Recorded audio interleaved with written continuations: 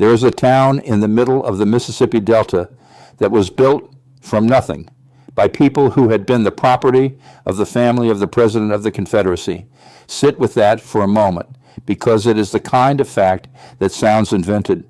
The men who founded this town had been enslaved on a plantation owned by the older brother of Jefferson Davis. The man who led the South in a war fought to keep them in chains. And when that war was over, those same men walked into a wilderness of swamp and cottonmouth snakes and timber so thick you could not pass through it without a machete, and they cut a town out of it with their own hands, a town with its own mayor, its own marshal, its own bank, its own newspaper, its own hospital, its own schools, a town where every face of authority, the man who arrested you, the man who lent you money, the man who pulled your tooth, the man who ran the city, was black. In a state that was at that very moment building itself into the most violent and repressive place a black person could live in all of America. They called it Mound Bayou, and at its height, around the turn of the 20th century, it was widely regarded as the most prosperous, most self-sufficient all-black town in the United States. A president of the United States, Theodore Roosevelt, praised it as the jewel of the Delta. Booker T. Washington, the most powerful black man in America, held it up to the world as living proof of what his people could build if they were only left alone to do it. And it is gone now. Not erased like Seneca Village, not bulldozed for a freeway, not poisoned by a smokestack. Mound Bayou is still there, technically. About 1,500 people, a cluster of historic markers, a few surviving businesses on a quiet main street. But the town that drew the praise of presidents, the richest experiment in black self-rule the country had ever seen, is a ghost of what it was.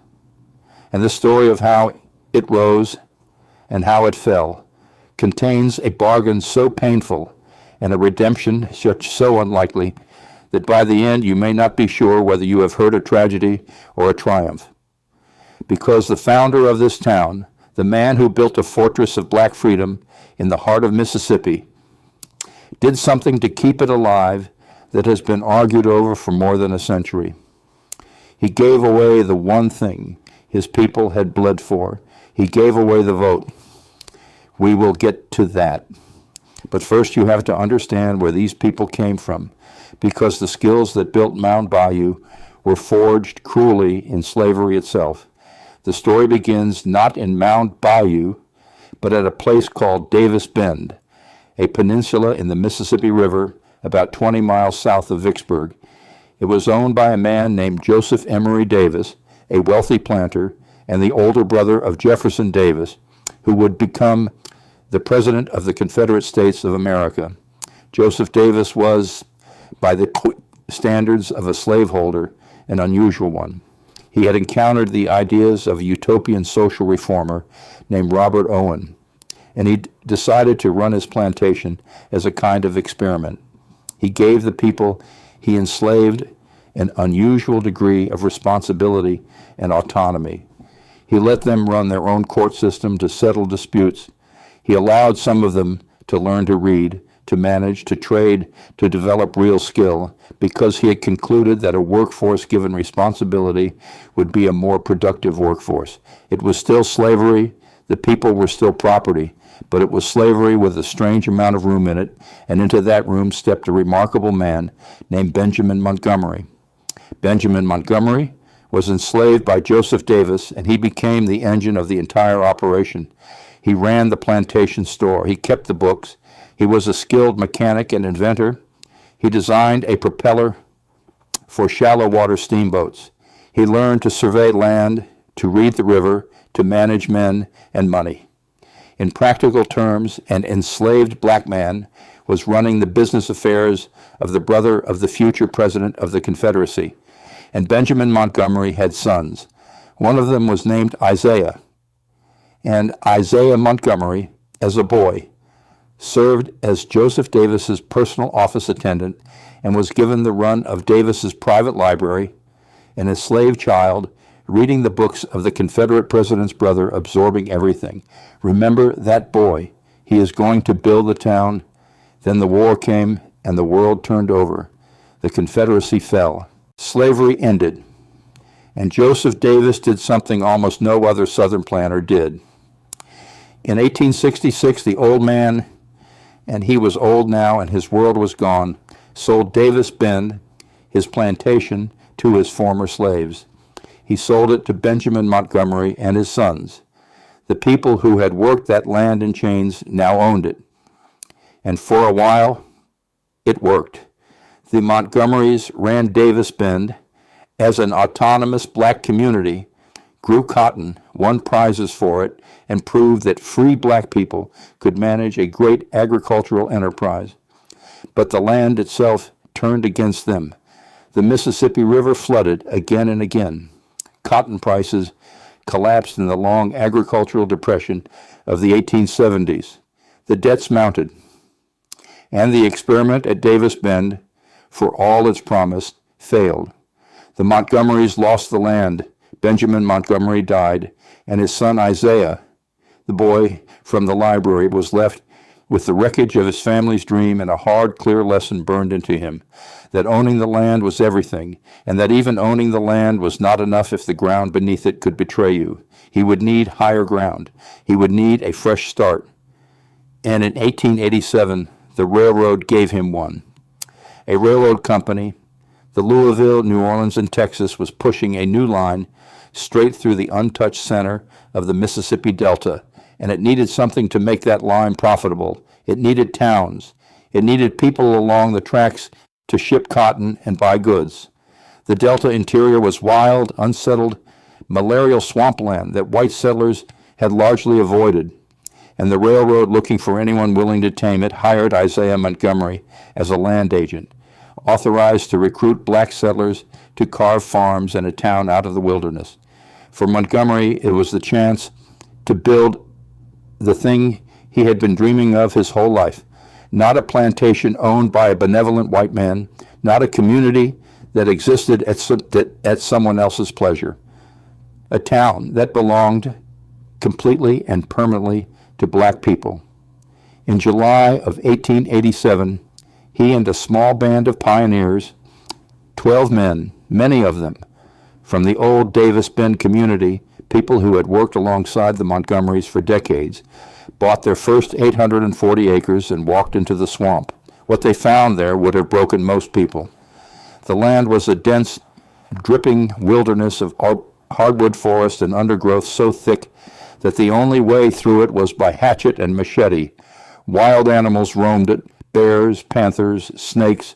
Swamp fever, malaria, moved through the camps and killed some of the settlers outright.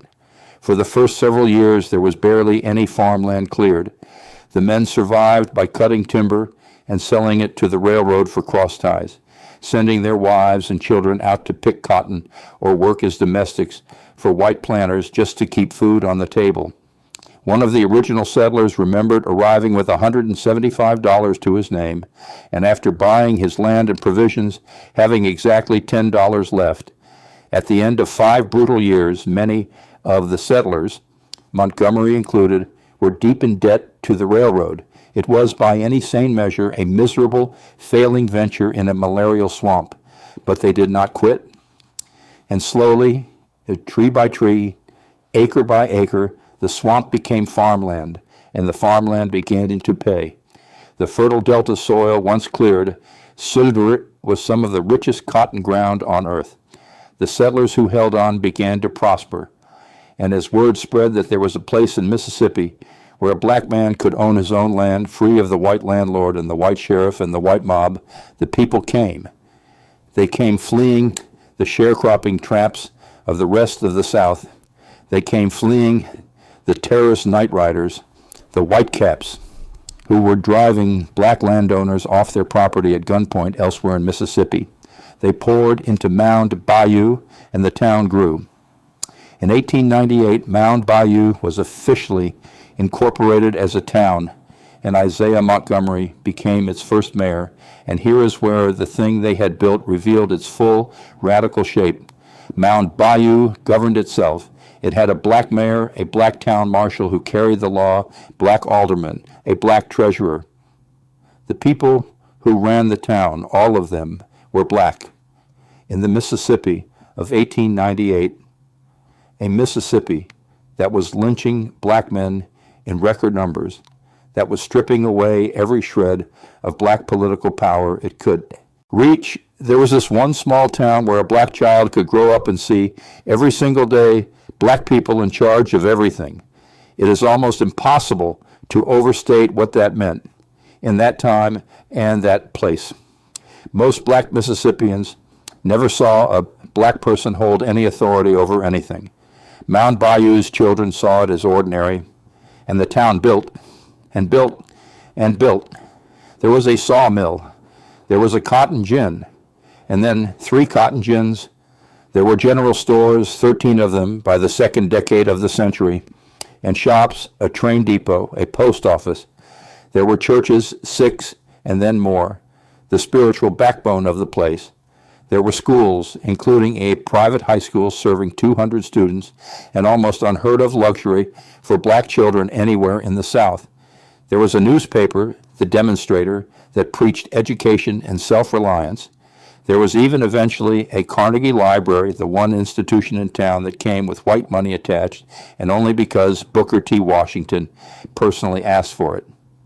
At the financial center of it all stood a man named Charles Banks. Banks was a financial wizard, a successful businessman before he was 30. And in 1904, he opened the Bank of Mound Bayou, one of the first black-owned banks in the entire state of Mississippi. Think about what that meant. A black farmer in Mound Bayou, who anywhere else would have been at the total mercy of a white banker who could refuse him a loan on a whim, could walk into a bank owned and run by black people and borrow the money to plant his crop.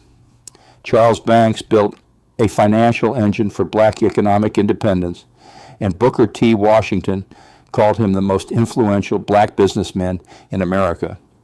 Washington himself visited Mound Bayou in 1907 and fell in love with it because Mound Bayou was the living proof of everything he had argued, that if black people focused on building economic power, on owning land and businesses and banks, they could construct a world of their own that no one could take from them. He wrote articles about it. He raised money for it. He pointed the whole country toward this little town in the Delta and said, in effect, look what they did. By the early 20th century, Mound Bayou was home to around 800 people in the town itself and thousands more in the farming colony around it. It was, by widespread agreement, the largest and most self-sufficient all-black town in the United States. Theodore Roosevelt called it the jewel of the Delta. For a black community in the American South in that era, it was as close to a promised land as existed anywhere on the map. And then we come to the bargain. The thing Isaiah Montgomery did to protect his promised land. Go back to 1890, 8 years before the town was even incorporated, when Mound Bayou was still young, and Montgomery was already its most important leader. In that year, the state of Mississippi held a constitutional convention. Its purpose was not hidden. It had been called, in plain terms, to take the vote away from black Mississippians, to write into the state's fundamental law a set of barriers, poll taxes, and literacy tests, and understanding clauses designed to strip the ballot from the black majority and lock white supremacy into the Constitution itself. It was the blueprint that the entire South would soon copy, the legal machinery that would disenfranchise black Americans for the next 75 years. And among the delegates at that convention, there was exactly one black man. His name was Isaiah Montgomery. And Isaiah Montgomery rose, and he gave a speech, and he voted in favor of it. He voted to disenfranchise his own people. It is one of the most agonizing decisions in all of African American history, and people have argued about it ever since. Montgomery's reasoning was the cold, terrible logic of a man trying to survive an avalanche. He believed that black political power in Mississippi was already doomed, that white violence and white fraud would crush it no matter what, and that if black Mississippians gave up the vote voluntarily, made a show of accepting their political subordination, then maybe, just maybe, the white men with the guns and the ropes would let them keep the rest, their land, their lives, their schools, their towns, their Mound Bayou. He was trying to trade the ballot for survival. He was trying to buy peace for his fragile experiment by surrendering the very thing the Civil War had been supposed to win. Frederick Douglass and others condemned him for it. He carried the weight of that vote for the rest of his life. And here is the cruelest part, the part you need to hold on to. The bargain did not work the way he hoped. Giving up the vote did not buy safety. It bought powerlessness. And when the hard times came for Mound Bayou, and they were coming, the town had no political power left to defend itself with. The plant that gives away its roots to survive the storm does not survive the drought, because the storm did come, and it came from the one direction Mound Bayou could not control, the cotton itself. Mound Bayou's entire prosperity was built on cotton, and in the years during and after the First World War, cotton began to fail. Prices collapsed starting around 1914. Then came the bully ball made weevil, a small beetle that chewed its way across the South and devastated the Delta cotton crop through the 1920s, gutting the yields and the incomes that the whole town depended on. Then in 1927, the great Mississippi flood drowned the Delta, submerging tens of thousands of square miles of farmland. And then, on top of all of it, came the Great Depression, which sent Mississippi's farm income into free fall. The state's farmers earned $191 million in 1929 and just $41 million by 1932, a collapse that fell hardest on exactly the kind of cotton-dependent community Mound Bayou was. The bank that Charles Banks had built faltered and failed. A fire tore through and destroyed much of the business district, and the great founding generation died and left the stage. Booker T. Washington in 1915, Charles Banks in 1923, and Isaiah Montgomery himself, the boy from the library, the man who built the town and made the terrible bargain to save it in 1924. The jewel of the Delta dimmed. By the 1930s, Mound Bayou was a shadow of its golden age, a poor town in a poor county in the poorest state in the nation, its cotton economy in ruins, its leaders in the ground. It should have been the end of the story, a noble experiment, risen and fallen, fading quietly into the Delta. But it was not the end, because Mound Bayou had one more act in it, the most important one, and it would come not from cotton or commerce, but from the very thing the town had always been, the one patch of Mississippi where black people owned the ground and ruled themselves. In 1942, a black fraternal organization called the International Order of 12 Knights and Daughters of Tabor opened a hospital in Mound Bayou. They called it the Taborian Hospital, and it was a marvel. 42 beds, 2 operating rooms, an x-ray machine, incubators, a blood bank, a full laboratory. And every single person who worked there, every doctor, every nurse, every surgeon, was black, many of them graduates of Meharry Medical College in Nashville, in a state where black people were routinely turned away from white hospitals to die, where a black mother might lose her baby for want of care a white woman would have received without question. Mound Bayou had a modern, fully staffed, black-run hospital that provided care to thousands of black Mississippians from across the Delta, paid for largely by the dues of ordinary black working people.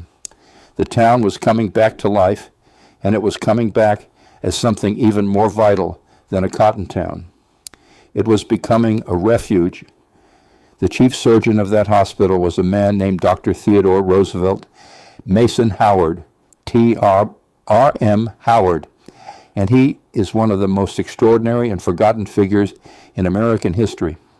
Howard was a brilliant surgeon and a born entrepreneur who became one of the wealthiest black men in Mississippi. He owned a 1,000-acre plantation, a home construction company, an insurance company, a restaurant, a small zoo, and he built the first swimming pool for black people in the entire state, and Howard took the wealth and the security that Mound Bayou's unique freedom gave him, and he turned it into a weapon against Jim Crow, because in Mound Bayou, Howard could do what no black man anywhere else in Mississippi could do safely. He owned his land. He answered to no white boss. The town's marshal was black. He could not be fired or evicted or easily lynched for speaking his mind, because the ground he stood on belonged to his own people. Mound Bayou was a fortress, and Howard used it as one. 1951, Howard founded an organization in Mound Bayou called the Regional Council of Negro Leadership, and it became the engine of the early civil rights movement in Mississippi. Its annual rallies in Mound Bayou drew crowds of thousands, and sometimes close to 10,000 people, gathering in the one town where black Mississippians could assemble freely, speak freely, and organize without a white sheriff breathing down their necks. The council launched a boycott of gas stations that refused to let black customers use the restrooms, printing up bumper stickers that told black drivers not to buy gas where they couldn't use the toilet. And in 1952, a young man fresh out of college moved to Mound Bayou to sell insurance for Dr. Howard's company. His name was Medgar Evers. It was in Mound Bayou, under Howard's mentorship, that Medgar Evers first became an activist. Evers, who would go on to become the NAACP's first field secretary in Mississippi, and who would be murdered in his own driveway in 1963 for the work he began in this town. Fannie Lou Hamer, who would become one of the great voices of the movement, was often a patient at the DeBoerian Hospital and moved in the same circles. The fortress was forging the people who would tear down the walls.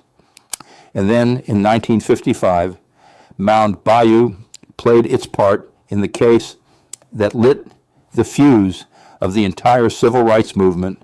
A 14-year-old boy from Chicago named Emmett Till was visiting family in the Mississippi Delta about 30 miles from Mound Bayou when he was kidnapped, tortured, and murdered by white men for the supposed crime of being too familiar with a white woman. His mother, Mamie Till Mobley, made the world-changing decision to hold an open casket funeral so that everyone could see what they had done to her child. And when the trial of his killers began in the town of Sumner, the man at the center of organizing the black response was T.R.M. Howard, operating out of Mound Bayou. Howard turned his Mound Bayou home into what people called a black command center for the trial. He sheltered witnesses there, hiding black men and women whose lives would have been worth nothing if they had been found, men who would testify against white murderers and then have to run for the North to survive. He housed the journalists. He protected Emmett Till's mother. Mound Bayou, the safe town, the town that owned its own ground, was the base from which the most important murder trial in American history was challenged.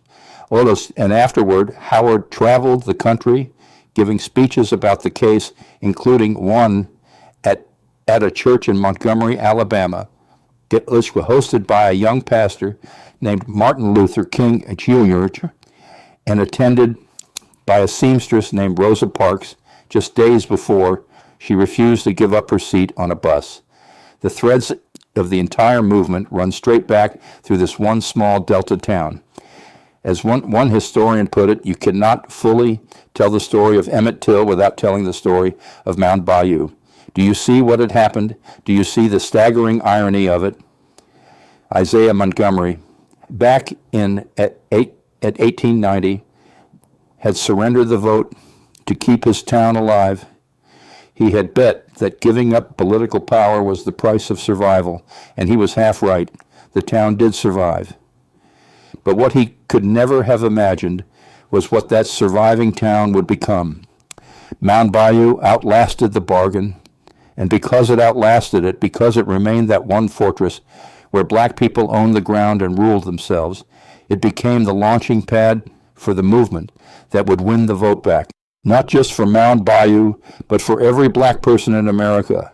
The town that gave up the vote to live became the place that helped give the vote back to a nation, sealed at last in the Voting Rights Act of 1965.